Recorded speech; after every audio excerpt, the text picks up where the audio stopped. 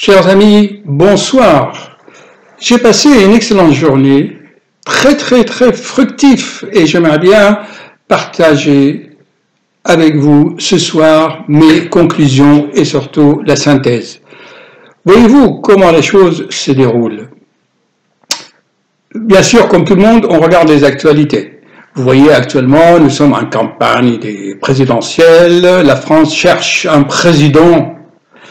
Et ben, les candidats se bousculent, et puis il y a M. Macron, un jeune, talentueux, ancien trader qui a travaillé avec les banques.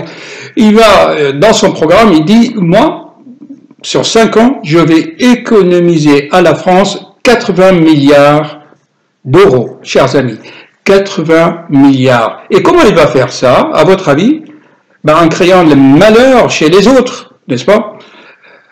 Il va licencier 120 000 fonctionnaires. L'austérité, ce sera partout. Le service public, n'en parlons pas. Donc, on prend d'un côté, puis on donne de l'autre. Enfin, je pense que c'est de telle façon de faire, il y en a mieux. Il y en a mieux, chers amis. Et peut-être cette vidéo va donner des idées à des gens, on ne sait pas. Peut-être cette vidéo peut faire économiser à la France 80 milliards, mais autrement. Alors, vous allez savoir comment. Vous savez que dans ma vidéo, je vous mets sur le chemin de la synthèse et surtout de créer des liens entre des phénomènes apparemment pas logiques, mais au fond ils sont logiques et on peut en tirer des conclusions pratiques dans la vie de tous les jours, dans l'économie de tous les jours. Comment on procède à votre avis? C'est quoi un être humain? Le cerveau de l'être humain ne peut rien créer. Elle crée juste des ondes électromagnétiques qui vont unir les choses qui sont déjà préexistantes. L'être humain ne peut créer même pas un brin d'herbe, même pas un grain de sable, chers amis. Par contre, il peut prendre le sable de la mer et construire des maisons. Voyez-vous un peu l'idée? Donc l'être humain était créateur, mais plutôt un rassembleur, il est formateur, il forme les choses. Alors voyez-vous, donc d'un côté, vous voyez un candidat en France, il dit je vais économiser 80 milliards. D'un autre côté, je viens de découvrir depuis quelque temps ce génie français, Idriss Aberkane. Je vous le recommande vraiment vivement. Il est mondialement connu. Alors, à 29 ans, 3 doctorats, il est polytechnicien, rédacteur en chef à la magazine Le Point en France. Vraiment, c'est un neuroscientifique. Il travaille dans les neurosciences. Il fait des recherches à Stanford aux États-Unis, en Californie. Il est vraiment, c'est un génie. Et lui, il propose la théorie de l'économie de la connaissance. L'économie de la connaissance. Il suffit vous faites comme moi, vous cherchez Idriss Aberkane, il a fait des conférences dans le monde entier, en anglais et en français. C'est vraiment, je vous le recommande vivement. Donc, et ensuite, il y a le travail de tous les jours, ici à mon cabinet, avec les patients. Alors, comment on va faire une synthèse de tout cela pour faire gagner à la France 80 milliards d'euros, chers amis? Allez, on réfléchit. Donc, en partant de l'idée pratique, vous savez que dans mes conférences, je me base toujours sur des idées, des inspirations de la vie de tous les jours, pratiques. Et on construit là-dessus. C'est pas de l'idéologie. Voyez-vous, chers amis, j'ai vu un patient et ça m'a fait un peu tilt, vraiment, avec l'histoire de 80 milliards, sachant que selon des études scientifiques, dans les 3 pays européens, la France, l'Angleterre, l'Allemagne et l'Italie, c'est les 4 pays. Vous savez, chers amis, combien ça coûte l'alcoolisme à ces 4 pays? La France inclus, bien sûr. 100 milliards, chers amis, 100 milliards d'euros par an, le coût de l'alcoolisme. Mais les gens, ils ne s'en rendent pas compte. Ils n'ont pas cet éveil de conscience. Mais comment se fait-il que l'alcoolisme coûte 100 milliards d'euros par an à l'Europe, à l'Union européenne? Eh bien, voyez-vous, le patient, le cas de ce patient que j'ai vu, va vous donner l'exemple. C'est un patient qui un jour est allé voir son généraliste, il soumet à son généraliste, docteur, voilà, vous voyez mes chiffres tensionnels, j'ai 17, 18, je vais avoir un AVC et tout, voici, il prend sa tension chez lui, le soir quand il mange, quand il dort, quand il est debout, quand il marche, quand il a mal à la tête, il prend, il va. Le médecin généraliste, qu'est-ce qu'il va? Vos chiffres sont augmentés, et il a joué le jeu du patient. Et en fait, c'est le patient qui a fait les diagnostics et le médecin lui a donné le traitement. Il lui a donné donc un médicament antihypertenseur. OK? Le patient rentre chez lui, il continue ses habitudes, il continue sa vie. Hein? Et alors, à votre avis, qu'est-ce qui se passe? Eh bien, ça ne va pas. Malgré le médicament, quelques mois après, voyant que les symptômes ne disparaissent pas, il a toujours mal à la tête, et surtout le symptôme majeur, c'est que le soir, après dîner, quand il va à son canapé, regarder la télé, et quand il se lève, il a des vertiges. Chers amis, j'ai fait une vidéo sur le vertige, et souvent les gens, moi c'est pas le cas de ces patients, j'en ai plein, plusieurs. Docteur, j'ai des vertiges quand je me lève. En fait, ils sont là avachis dans leur canapé, et puis quand ils se lèvent, hop, brutalement, il y a une chute de la tension. Donc, il y a des variations tensionnelles dans ce cas particulier. Donc, le patient, voyant qu'il ne s'améliore pas, il s'angoisse, et attendez, il a d'autres symptômes. La nuit, il se réveille à 4 heures du matin, il étouffe, il n'est pas bien, il a des troubles de l'équilibre.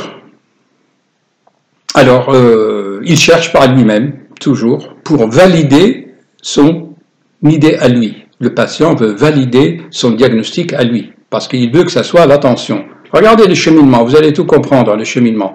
C'est vraiment une logique parfaite. Donc il cherche, et puis il cherche un cardiologue. Il est allé voir, premier cardiologue, il lui fait les examens. Deuxième cardiologue, il lui donne encore un traitement. Ça ne va pas. Donc, vous notez à côté les frais que ce patient va coûter à notre sécurité sociale. Les consultations chez le généraliste, les radios, le bilan biologique, le médicament. Et souvent, les médicaments, si vous voulez, les médicaments que nous achetons en France, soit il y en a, tous ne sont pas fabriqués en France, ou on les fabrique, mais sous licence étrangère, sous brevet, et dans plus que 50% des cas, c'est souvent à l'étranger, c'est souvent des médicaments américains, vous avez des laboratoires Pfizer, etc., Bayer en Allemagne. Donc, en achetant des médicaments en France, et que notre sécurité sociale rembourse ces médicaments, qu'est-ce qu'on fait, chers amis? On enrichit les caisses de retraite américaines et les capitaux allemands ou ailleurs, voyez, avec notre propre sécurité sociale. Enfin, ça, c'est des détails, on va en parler. Ensuite, il va avoir des cardiologues, n'est-ce pas? Il a fait des radios, des tests d'effort, des échographies, des Doppler. Il va avoir un deuxième d'autres médecins. Regardez, vous notez les dépenses, d'accord? Eh bien, malgré ça, il ne guérit pas, il a toujours ses symptômes. Alors, chers amis, qu'est-ce que vous en pensez? Qu'est-ce qu'on fait maintenant? Eh bien, le destin a voulu qu'il tombe chez moi. Et comme vous le savez, je suis intraitable sur le mode de vie, chers amis. Le mode de vie. Comment vous vivez, comment vous mangez, comment vous dormez, comment vous faites l'amour, comment vous marchez, le comment. Alors il vient à mon cabinet, il fait le même scénario, il croit que je vais marcher comme les autres, il me dit voilà docteur, il me balance sur le bureau, voici mes chiffres, le médicament de tel médecin n'a pas marché, l'autre médecin, mais moi je le regarde. Vous savez, ça fait 40 ans que je regarde des patients.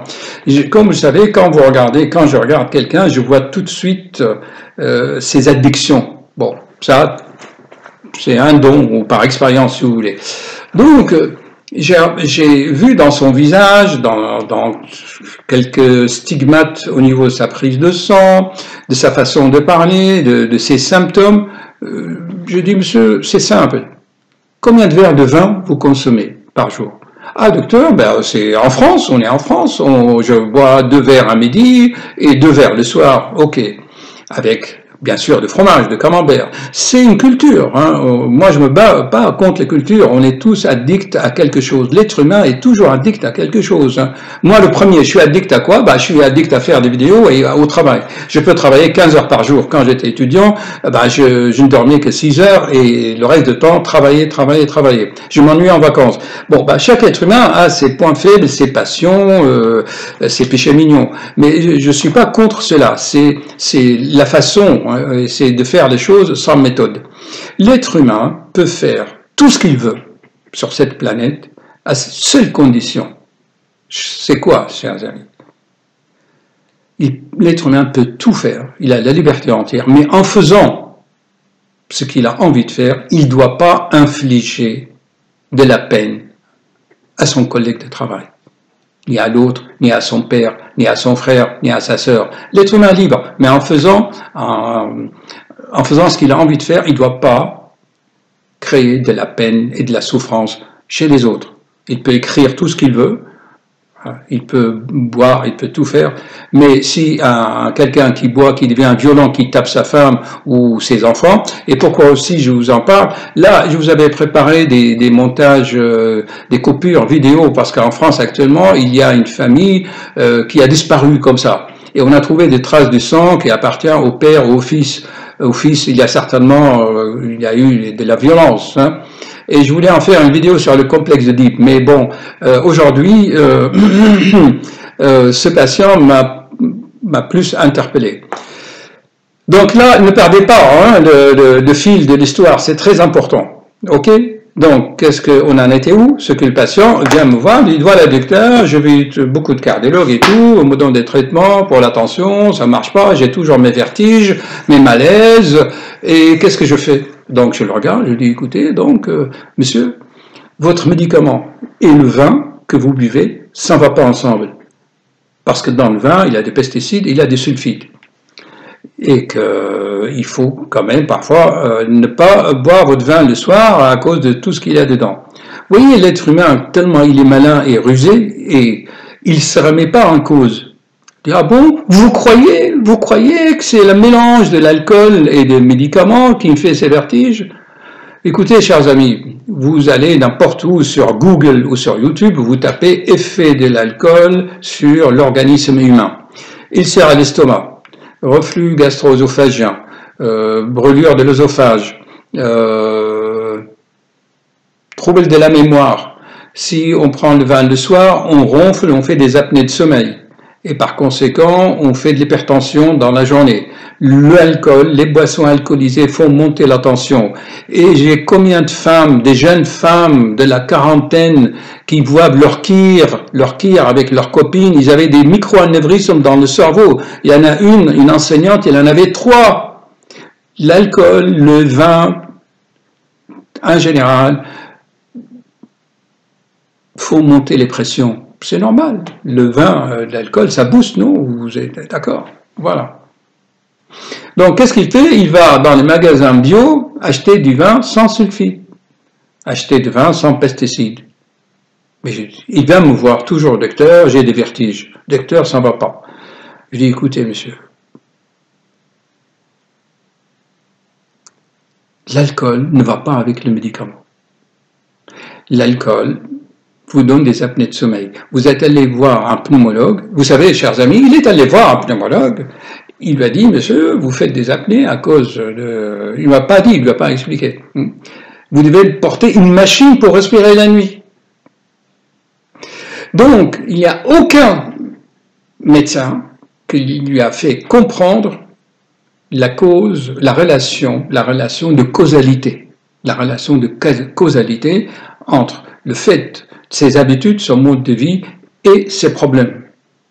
Il ne voit pas le rapport. C'est l'ignorance, c'est l'inconscience. Donc, regardez un seul patient, combien il a coûté à la sécurité sociale. Tout simplement parce qu'il ne veut pas changer ses habitudes. Le vin, c'est très bon pour la santé. Ah oui, docteur, le whisky, c'est très bon. Combien de vidéos j'ai fait là-dessus? Mais avec méthode. Une fois par semaine, mais pas tous les soirs, ou tous les jours, un demi-litre de vin, et avec des médicaments, ça ne va pas. Donc le patient n'a pas admis, et jusqu'à maintenant, il ne veut pas admettre que ces problèmes sont liés à sa consommation d'alcool.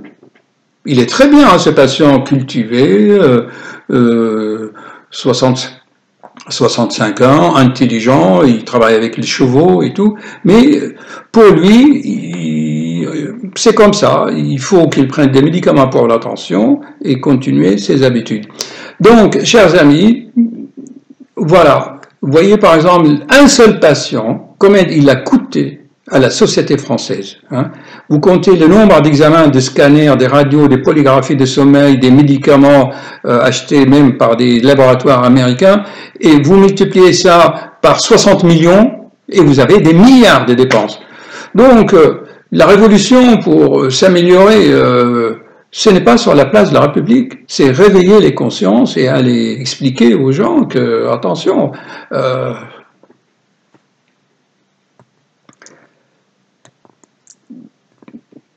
ça, ce n'est que le cas d'alcool, ne parlons pas de la cigarette. Donc, l'économie de la connaissance, c'est que informer l'autre, hein, éveiller et le responsabiliser. Voilà, chers amis, comment on peut faire des économies. Macron lui-même a dit que dans le Nord, ils sont des alcooliques et je ne sais pas quoi, mais il faut, c'est pas par la punition, c'est pas en construisant des prisons, et c'est en éveillant les consciences, en expliquant aux gens. Hein. Eh bien, j'espère que petit à petit, ce patient va comprendre, et d'ailleurs il a commencé à admettre, mais un peu difficilement, qu'il y a une relation entre sa façon de vivre et ses symptômes de vertige, de malaise. Si cette vidéo peut être utile à 2 ou 3 personnes, j'aurai accompli ma mission. Voilà, chers amis, voyez un peu l'idée hein, générale, hein, comment on a relié les phénomènes ensemble. Hein. Donc, Idriss Aberkan, il nous explique vraiment que la connaissance est à la base de tout. Informer l'autre, l'aider à comprendre. Voilà, chers amis, j'espère que vous en tirez les conclusions. À bientôt. Je n'ai pas fait de montage parce que là, je fais ça rapidement, en vitesse. L'idée m'est venue entre ces 3 notions. Donc, je me répète, les 80 milliards d'économies de Macron, les 80 milliards, même voire 100 milliards de dépenses à cause de problèmes d'alcool, surtout les accidents de la route, les ulcères à l'estomac, les apnées de sommeil, l'hypertension, les AVC, tout ça, ça chiffre. Et l'idée de Idriss Aberkan, c'est quoi l'idée? C'est que, être humain, tu as le droit de faire ce que tu veux, comme j'ai dit, d'accord? De développer ta personnalité, ton égoïsme. Tu as le droit, mais en développant ton égoïsme, tu ne dois pas profiter de la société. Au contraire, tu mets ta personnalité au service de la France, au service de la société. Regardez, Idriss cite l'exemple de Napoléon Bonaparte. Napoléon Bonaparte est arrivé jeune capitaine là de sa Corse natale à Paris. Il n'était rien, étudiant à l'école militaire. Puis il a montré des talents à réprimer les royalistes. Quand il a vu les royalistes dans les boulevards de Paris, il a appelé ses soldats. Ils ont monté des canons, il a tué 200 personnes. Hein. C'est à ses débuts. Hein. Donc, Napoléon a mis son intelligence, son égoïsme au début au service de la France, mais dans la 12e phase de sa vie, il a utilisé la France pour son égoïsme. Il a divisé la France entre ses frères, sa sœur, sa mère et sa famille, son clan, et ça ne va plus. Hein. Donc, mettre son ego au service de l'autre, moi j'appelle ça être humain, soit libre, mais n'inflige pas de la peine aux autres. Hein, ok? Et ne pas utiliser l'autre pour développer ton égoïsme. Voilà. Voilà, chers amis, les 3 notions. Au revoir. Je m'excuse pour cette vidéo rapide, mais j'avais tellement d'idées à exprimer. Travaillez bien, faites des vidéos, chers amis, faites des vidéos, développez vos talents, c'est formidable, voyez là, c'est extraordinaire, je trouve un grand plaisir à faire cela. Ça veut dire que vous me donnez de la joie, comme je vous ai dit, je me promène dans Paris, là, sur le rivage de la Seine, entre le pont Saint-Michel, le pont Neuf, je fais 5 km sur le rivage, et puis à un moment donné, tiens, je me sens bien, il y a certainement des gens qui regardent mes vidéos.